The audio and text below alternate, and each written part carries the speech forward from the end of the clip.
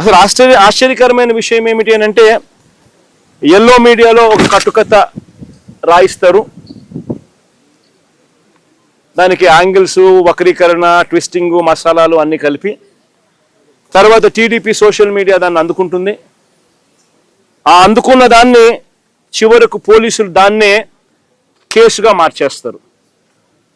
నిజంగా రాష్ట్రంలో జరుగుతూ ఉన్న మాఫియా సామ్రాజ్యం ఇదే. ఇది ఓ ఈనాడు, ఒక ఆంధ్రజ్యోతి, ఓ టీవీ5, ఓ చంద్రబాబు, ఓ లోకేషు, వీళ్ళకి సంబంధించిన గవర్నమెంట్, వీళ్ళకి సంబంధించిన పోలీసులు, ఇది ఒక మాఫియా సామ్రాజ్యం.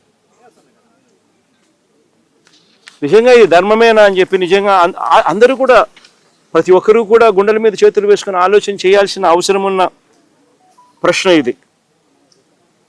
అప్పల్ రాజు విషయానికి ఒకసారి వద్దాం.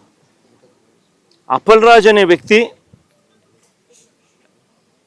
10వ తరగతిలో he was state first rank.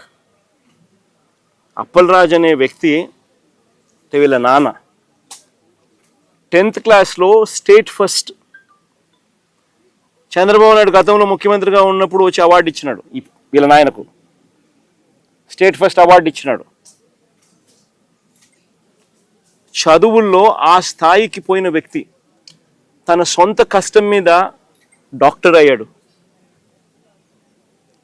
Lokesh మాదిరి డొనేషన్ కట్టి స్టాన్ఫోర్డ్లో సీట్ తెచ్చుకోలా, సొంత కష్టం మీద కష్టపడి చదివి డాక్టర్ అయినాడు. డాక్టరే కాదు, ఎండి కూడా చేశాడు, పోస్ట్ గ్రాడ్యుయేట్ కూడా, ఎండి కూడా చదివినాడు. చదివి ఒక మంచి డాక్టర్గా పేరు తెచ్చుకున్నాడు. తర్వాత నేను టికెట్ వైఎస్ఆర్సీపీ తరఫున టికెట్ ఇస్తే ప్రజల ఆశీర్వాదాలతో ఎమ్మెల్యేగా అయ్యాడు. దాని తర్వాత మన పార్టీలో మంత్రిగా కూడా పనిచేశాడు.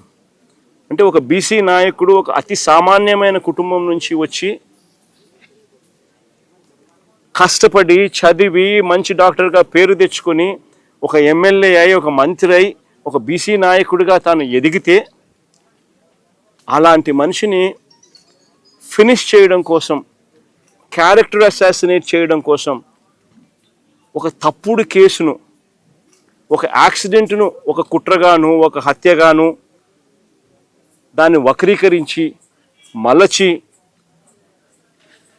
తన కెరియర్ను నాశనం చేయాలని, తన క్యారెక్టర్ను అసాసినేట్ చేయాలని, అప్పల్ రాజును నాశనం చేయాలి అని చెప్పి ఇంత దుర్మార్గపు ఆలోచన, ఆ దుర్మార్గపు ఆలోచన చేసే దాంట్లో కూడా కనీసం ఈ 18 ఏళ్ళ పిల్లాడు, ఈ పిల్లోడి జీవితం నాశనం అవుతుందని కూడా కనీసం చంద్రబాబు నాయుడు ఆలోచన చేయడం లేదంటే, నిజంగా అడుగుతా ఉన్నా, 80 ఏళ్ళ వయసు వస్తూ ఉంది చంద్రబాబు నాయుడు, మనిషి అన్నం తింటున్నాడా, గడ్డి తింటున్నాడా అని అడుగుతా ఉన్నా.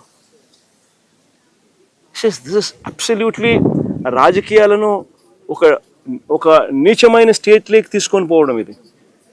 నేను అడుగుతా ఉన్నా, ఒక్కొక్కరికి ఒక్కొక్క న్యాయం ఉంటుందా అని చెప్పి.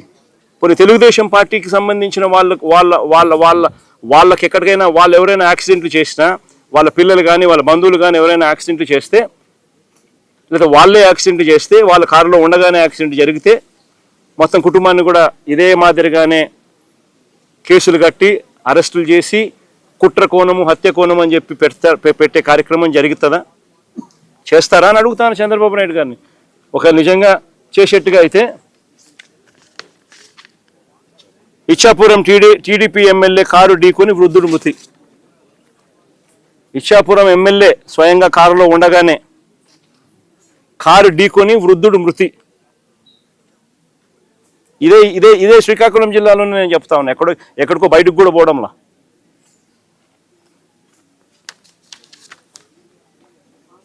(31/12/2024). ఇంకో కేసు కూడా ఏదో ఉంది కదా, పాతపట్నం ఎమ్మెల్యే, ఇదే జిల్లాలోనే, ఇదే తెలుగుదేశం పార్టీకి సంబంధించిన పాతపట్నం ఎమ్మెల్యేకి సంబంధించిన మరో కారు యాక్సిడెంట్. మళ్ళీ వాళ్ళలో అక్కడ ఎవరిని అరెస్ట్ చేసినారు? ఒక్కొక్కరికి ఒక్కొక్క న్యాయం వర్తింపజేస్తే నిజంగా బతకదు, వ్యవస్థ అనేది బతకదు. ఒక చెడు విత్తనాలు నాటుతా ఉన్నారు, ఈ చెడు విత్తనాలు రేపొద్దున వృక్షాలు అవుతాయి. మీరు ఏదైతే నాటుతా ఉన్నారో రేపొద్దున అది ఒక వృక్షమై మొత్తం సిస్టమ్ని నాశనం చేస్తుంది.